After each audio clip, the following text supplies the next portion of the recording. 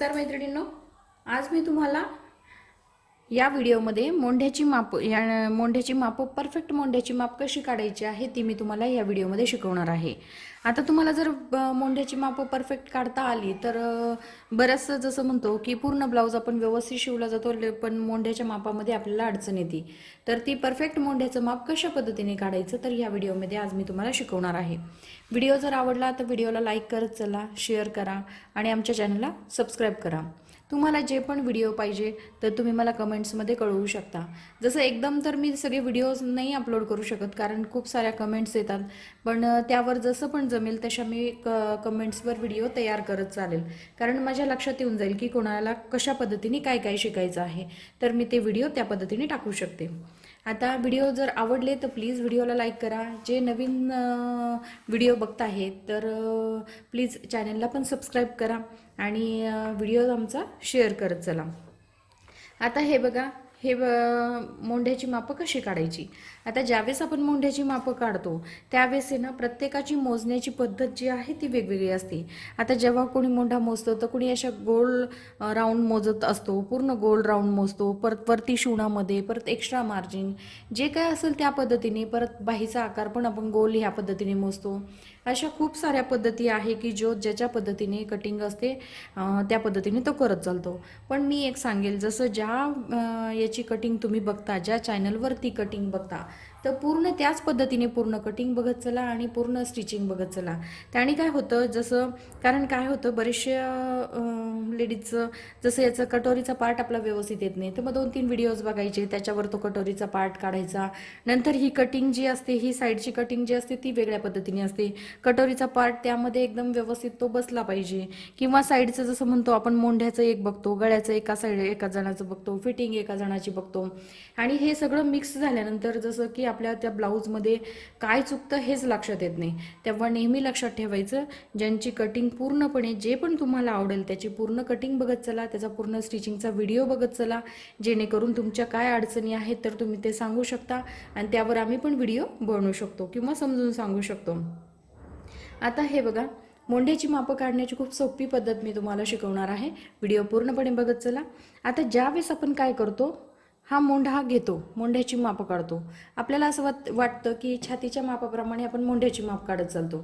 आता छातीच्या मापाप्रमाणे ज्यावेळेस आपण मोंढ्याची माप काढतो त्यावेळेस आपल्या लक्षात यायला पाहिजे की हा मोंढा जो आहे तो किती घ्यायचा। पण नवीन शिवणाऱ्यांच्या लक्षात येत नाही, जे रेग्युलर शिवतात त्यांच्या लक्षात येऊन जातं की एवढं माप एवढं आहे, आपल्याला एवढं घ्यायचं आहे, आपण अशा पद्धतीने घेऊया।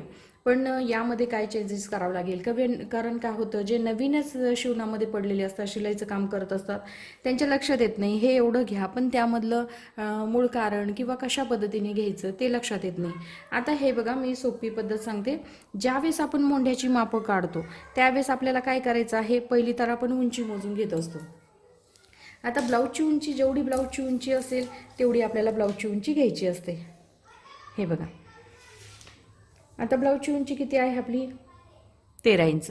आता ब्लाऊजची उंची 13 इंच असेल तर आपल्याला इथे ब्लाऊजची उंची किती घ्यायची 14 इंच।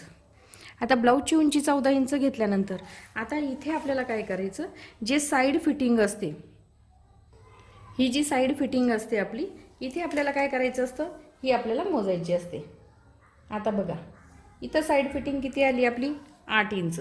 8 इंच आली तर आपल्याला इथे शिवणामध्ये आपली ही थोडीशी गेलेली आहे 1/4 इंच, आणि इथं पण आपली गेलेली आहे शिवणामध्ये। मग आपल्याला ही ॲड करायची, म्हणजे आपल्याला अर्धा इंच यामध्ये मिक्स करावं लागेल। जसे इथे 1/4 इंच, इथं 1/4 इंच, हे बघा 1/4 म्हणजे इथे एक लाईन, 1 इंचाची एक लाईन सोडून ही छोटी एक लाईन सोडली जाते, आणि एवढं 1/2 इंच, जसं की इथे 1.5 इंच, इथे 1.25 इंच आणि इथे 2 इंच। तर ज्यावेळेस आपल्याला एवढं शिवणामध्ये, आता शिवणामध्ये किती जातं हे तुमच्या लक्षात आलं पाहिजे, जेवढं आपलं शिवणामध्ये इथे जातं त्या पद्धतीने आपल्याला ते एक्स्ट्रा मार्जिन घेऊन इथे आपल्याला काय करायचं आहे, इथे आपल्याला 8.5 इंच घ्यायचं। हे बघा, इथे आपण 8.5 इंच घेणार. ज्यावेळेस आपली ही जी फिटिंग आहे ती अशा पद्धतीने इथे बसणार. हे शिवणामध्ये तुमचं वरती पण जाणार आहे, इथे पण शिवणामध्ये आपण अर्धा इंच घेतलेला आहे ते पण जाणार आहे.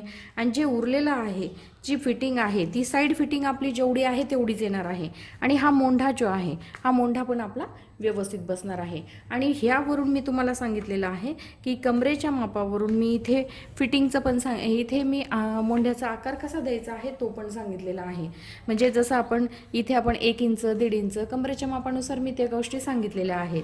तर त्यावेळेस काय होऊन जातो, ज्यावेळेस आपला जो मोंढ्याचं माप असतं ते इथे परफेक्ट बसतं आणि आपली स्लीव्ज जी आहे ती पण व्यवस्थित बसते. तर त्यासाठी तुम्हाला काय करावं लागेल की पहिलं आपलं यामध्ये तर आपण 1 इंच एक्स्ट्रा घेत असतो. कशामध्ये, ज्यावेळेस आपण ब्लाऊजची उंची मोजतो, ब्लाऊजच्या उंचीमध्ये आपण 1 इंच मिळवत असतो. आणि त्यानंतर आपल्याला इथे काय करायचं आहे, इथे हे मोंढ्याचे माप काढायचे आहे. ज्यावेळेस नॉर्मल ब्लाऊज असतो त्यावेळेस आपण 1 इंच मिळवत असतो आणि ज्यावेळेस आपला अस्तरचा ब्लाऊज असतो त्यावेळेस अर्धा इंच मिळवत असतो. आता ज्यावेळेस अर्धा इंच मिळवतो, अर्धा इंच मिळवल्यानंतर सुद्धा आपण एवढे इथे बघून घ्यायचं. आणि इथे शिवणामध्ये आपलं एक्स्ट्रा थोडंसं मार्जिन घेऊन इथे पण आणि इथे पण एक्स्ट्रा मार्जिन घेऊन आपल्याला साईडचं इथे माप टाकून द्यायचं. इथे एक मार्किंग करायचं.